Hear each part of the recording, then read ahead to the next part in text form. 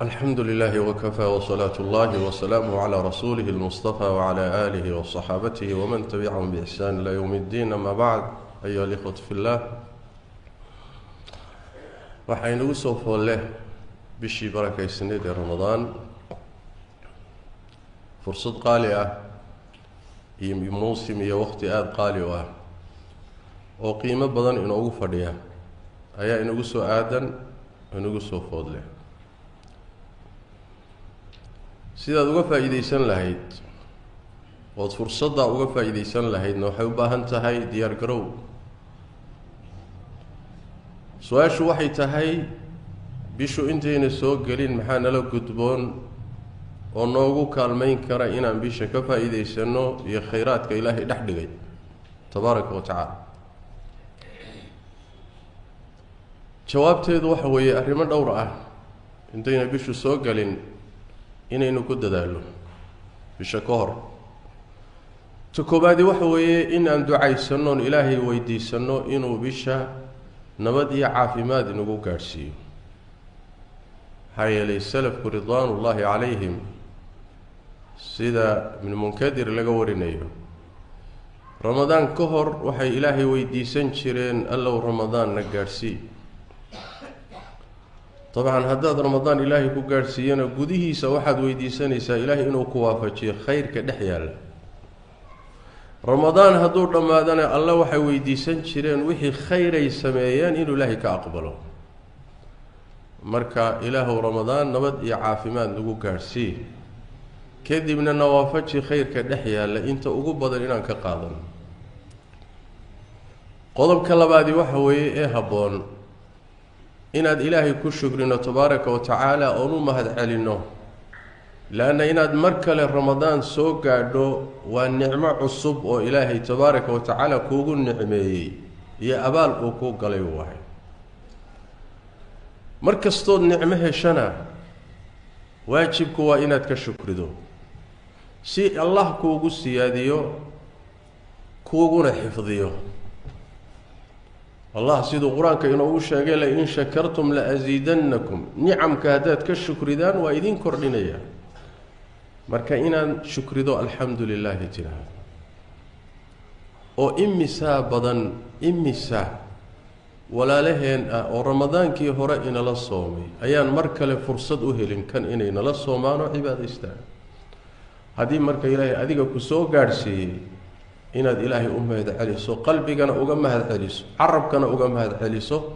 xubnahaaguna ay ku mashquulaan sidii fursadda aada uga faa'iidaysan lahayd. marka shukriga iyo xamdiga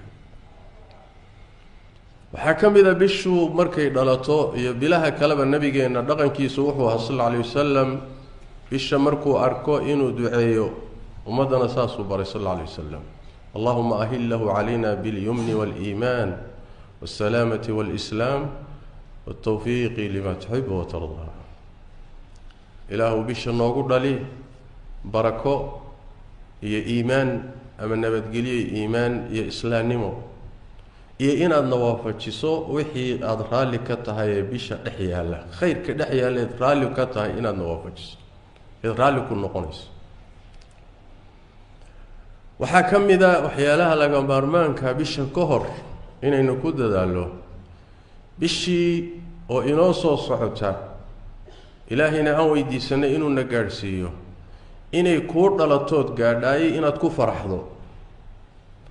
faraxdo oo aada bishaaraysato.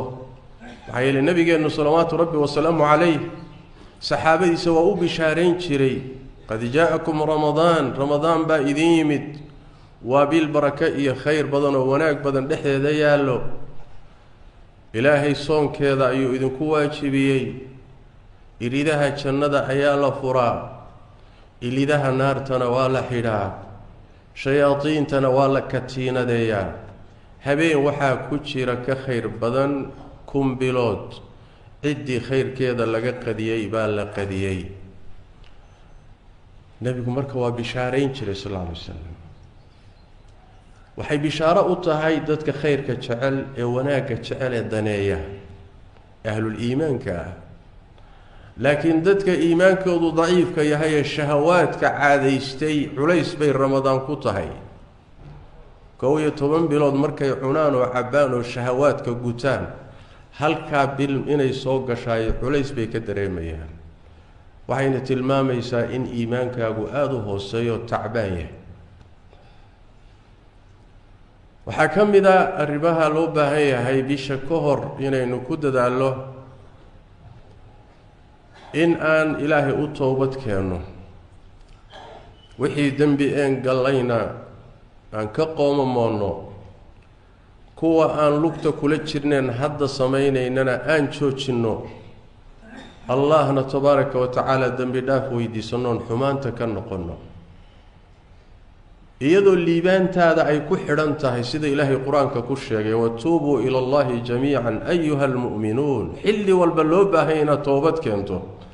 dembiyadoo dhanna laga soo laabto ayaa haddana bisha ramadaan mudnaan khaasay sii leedahay waa bishii towbadda haddii aada qalbigaaga aada towbad dhab alla timaado waxaa dhacaya in qalbigaagu daxasha iyo wasakhda iyo qashinka fuulay ee dembigu saaray ee sababta u ahaa qalbigaagu inuu ka bogsoodo qalbigu markuu dunuubtii iyo wasakhdii ay saartay uu ka bogsoodo saafi noqdana wuxuu xoog iyo awood u helaa daacada ilaahay tabaaraka wa tacaala lianna waxa daacada iyo khayrka inaga hortaagan ama inugu diraya ama aan ugu adkaysan la'nahay waa quluubteennoo wasakhowday waaye waxa soonka aad u kari laadahay salaadaha jamaacada u kari laadahay sadaqada u baxsan laadahay diinta faafinteedii khayrka uga qayb qaadan laadahay wax kala ma ahe qalbigaagii baa si wax ka yihiin qalbiga marka sifee si soonku kuugu fududaado salaatuleylku kuugu fududaado qur-aanka akhriskiisa u macaansato sadaqada aada u bixiso adigoon dhibsaninoo culays dareemin ictikaafku kuugu fududaado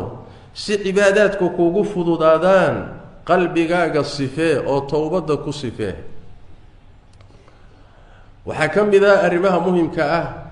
ee bisha ka hor loo baahan yahay inaynu u diyaargarowgeeda aynu la nimaadno in aada la timaado go-aan rasmi ah ilaahayna aada run u sheegto qalbigaaga wuxuu ilaahay ka arkuu kugula dhaqmaa sida nabigeenna ka sugan sala allahu calayhi waaalihi wasalam allah ma fiiriyo sawiradiinna jidharhkiinna iyo jidhkiinnana ma fiiriyo laakiin wuxuu fiiriyaa qalbigiinna iyo waxa ku jira allah qalbigaaga hadduu ka arko daacadnimo iyo in aada go-aan rasmiya go-aan ay kaa tahay dhab ah inaad ilaahay raali geliso bisha iyo muusimka iyo xilli kasta ilaahay wuxuu kuugu kaalmaynayaa inaad gaadho wixii aada rabtay ujeeddadaada inaad gaadho ilaahay kuugu kaalmay laakiin run u sheeg faidaa cazama alamru falow sadaquu llaha lakaana khayran lahum shu-uunta markaad gelayso culculus ilaahay inaad run u sheegto waayo ninkii saxaabiga ahaa nabigeenna sala allahu calayhi waaalihi wasalam ardadiisa ka mid ahaa goortii dagaalka la gelayay dagaalkii inta la galay haniime iyo xoolo lasoo helay xoolihii qeybtii kaga soo hagaagtay qaada la yidhi oo diiday oo yidhi nebi maxamedow arrinkii aan kugula ballamay oon beecada kugula galay kan ma ahayn oo maxaad beecada iyo ballanta igula gashay in halkaasi lay wareemo oo halkaa uu igaga dhaco cadowga hubkiisa iyo leebkiisu kadibna ilaahay dartii aan shahaado u qaato taasay ballanteennu ahayd ee xoolo ma ahayn nebigu muxuu ku yidhi sal alla alayh wasalam in tasduqi illaaha yasduqka haddaad ilaahay run u sheegto qalbigaaga arrintaasi daacad ka tahay adigana ilaahay baa kuu rumaynaya oo kuu run sheegaya marka waa meesha lagu kala tegaya waay qalbigaaga marka go-aan dhab oo rabbi aada isku ogtihiin la imow in aada sida ugu badan uga faa'iidaysato bishaa barakaysan iyo khayraadka dhex yaal waxaa ka mid a arrimaha muhimka ah ee inoogu kaalmaynayaa bisha iyo diyaargarowgeeda inay si aan uga faa'iidaysanno sida ugu fiican waxaa ka mid a inaad qorshayso waad nadaamiso oo takhtiidiso qaabkaad uga faa'iidaysan lahayd laana ibni aadamka waxyaalaha uu doonayo inuu gaadho ama adduunyo ha noqoto ama maqaasid aakhira ha noqotee wasaa'isha ugu kaalmaysa waxaa ka mid ah inuu leeyahay qorshihii uu ku gaadhi lahaa hawsha iyada wailaa haddaadan qorsho dejinin arrinkaagu wuxuu ku soo urursanayaa amaani waa iska jeclahay waanu jeclahay waan rabaa rabitaan keliyana wax kuma socdaan takhtiitu lmusbaq nadaami qorshee jadwal deji qaabkaad uga faa'iidaysan lahayd bishaa barakaysa nabigeenna hadyigiisii buu ahaa salawaatu rabbi wasalaamu calayh inuu arrimaha marka uu galayo ka hor la qorsheeyo waxyiga rabbi soo dejiyeyna in badan iyo meelo badan waa laga qaadanaya bini aadamku inuu qorsho leeyahay awsan fawdo isaga soconayn sidaas daraaddeed nadaami miaal haddaan soo qaadan waxaad rabtaa inaad qur-aanka kariimka bishaa barakaysan 10 goor dhammayso oo cibaadaadka ugu waaweyn ka mid ah haddii uun aad sidaa intaad iska jeclaato ramadaan kuu soo galo wakhtigiisu ku maro waxaa dhici karaysa adoon hal shay ka fulinin ama wax yar kaaga fuleen bisha inay kugu dhammaato laakiin haddaad qorshe iyo jadwal dejiso ujeeddadaad lahayd si fudud baad ku gaadhi kartaa waxaad rabtaa imise beri baa kusoo hagaagaysa inaad halkii jusba dhammayso xilliyada aad kala akhrinayso waa xilliyadee xilli walba inteed rabtaa inaad akhrido markaad wixii jadwalayso ayaa waxaad gaadhi kartaa ujeeddadii aad rabtay iyo 10kii juz iyo 15kii iyo wakhtigaad rabtay gaadhi kartaa kadaalika waxaa la mida sadaqada bisha ramadaan inaad wax sadaqaysataad rabtaa qorshana umaadan dejinin xoolahaagii wax ka mida maadan soo saarinoo meel ugumaadan talagelinin ganacsigii bay ku kala jiraan xageed ka keeni waayo wixii aad sadaqaysan lahayd leanna maba aadan diyaarinin sidaas daraaddeed qorshe iyo nidaam inaad ku gasho oo markaasi aad ku gaadho maqsadkii iyo ujeeddadii fiicneedeed lahayd qorshaha waxaa ka mid ah in aad soo yarayso mashaaqisha adduunka 11 bilood baan garaacaynay oon ganacsi ku jirnay oon xamaalanaynay oon ordaynay oo adduunyo garaacaynay 11 bilood waxaad keeni weyday ramadaan keeni maysid saas daraaddeed u faaruq cibaadada ilaahay haddaadan keri karayninna ugu yaraan soo yaree wakhtigii mashaaqisha adduunyada soo yaree oo waa hal bilow waa wakhti koobane u soo bado dhanka cibaadada iyo taacada salawaadkii qiyaamuleylkii qur-aanka akhriskiisii sadaqaadkii ictikaafkii cumradii cibaadaadkii u soo bado oo qorsho samee inaad mashaaqisha iyo howlaha intooda badan ramadaanka dunyawiga ah inaad iska wareejiso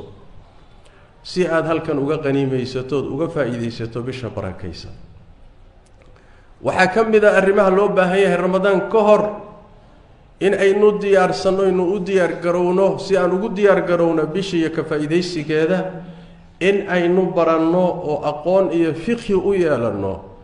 bisha ramadaan iyo ka faa'iidaysigeeda axkaamta ku saabsan gaar ahaan soonka iyo axkaamta ku saabsan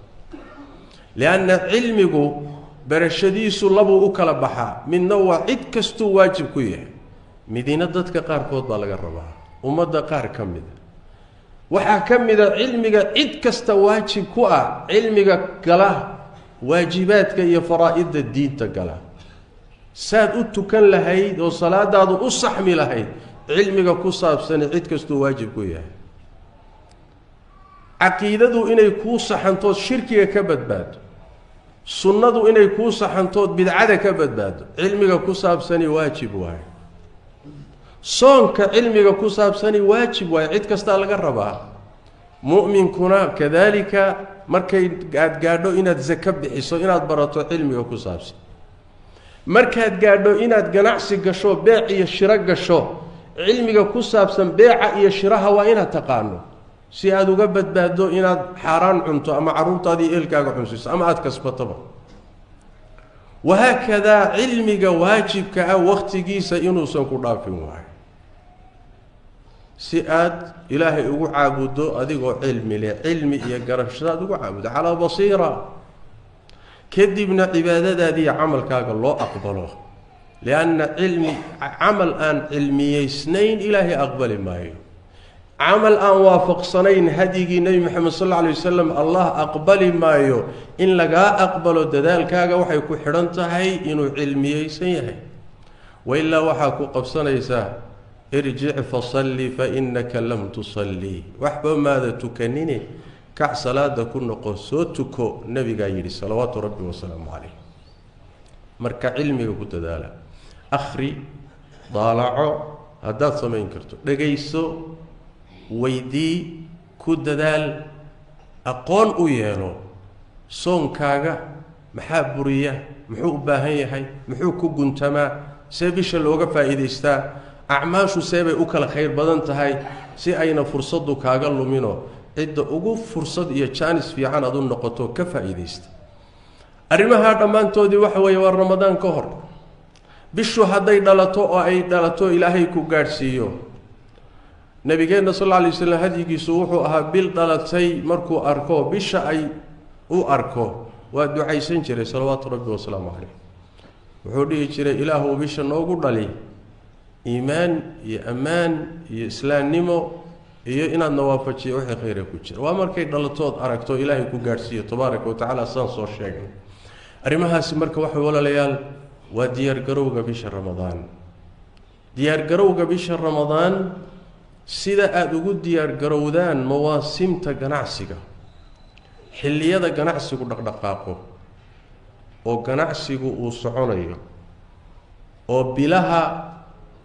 suuq dhaqdhaqaaqa leeyahay markay soo socdaan oo soo dhow yihiin waa loo diyaar garoobaa alaabtii baa meel walba laga keenaa adduunka laga soo ururiyaa nin walba wuxuu isku dayaa labada bilood saddexda bilood ee suuqu furan yahay inuu ribaxa iyo faa'iidada ugu badan uu ka qaato alaabtiisana socodsiiyo waa tijaara adduunyo oo u diyaar garoobayso tanina waa tijaaro aakharo oo u diyaar garow u baahan badeecada China ka keenayso tan aakharana waxay u baahan tahay badeecadeedii inaad diyaariso labada badeeco un baa kala duwan laakiin saad adduunyadaada mudnaanta u siinayso si ka fiican aakharadaada mudnaan u sii ilaahay tabaaraka wa tacaala bisha khayr iyo nabadgeliye iyo ammaan allah inuu gaarsiiyo haddii ilaahay ina gaarsiiyana hayna waafajiyo acmaasha ugu badan ee ugu mudan in ilaahay ina waafajiyo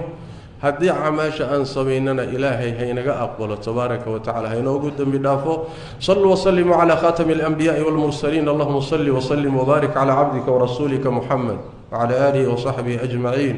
وارض اللهم عن الصحابة والتابعين وتابعيهم ومن تبعهم بإحسان إلى يوم الدين اللهم إنا نسألك الهدى والتقى والعفاف والغنى ربنا ظلمنا أنفسنا وإن لم تغفر لنا وترحمنا لنكونن من الخاسرين يا حي يا قيوم برحمتك نستغيث ردنا إليك ردا جميلا ووفقنا لما تحب وترضى اللهم اغفر للمسلمين والمسلمات والمؤمنين والمؤمنات الأحياء منهم والأموات برحمتك يا أرحم الراحمين اللهم إنا نسألك الجنة وما قرب إليها من قول وعمل ونعوذ بك من النار وما قرب إليها من قول وعمل اللهم بلغنا رمضان ووفقنا فيه لما تحب وترضى وسبحانك اللهم وبحمدك نشهد أن لا إله إلا أنت نستغفرك ونتوب إليك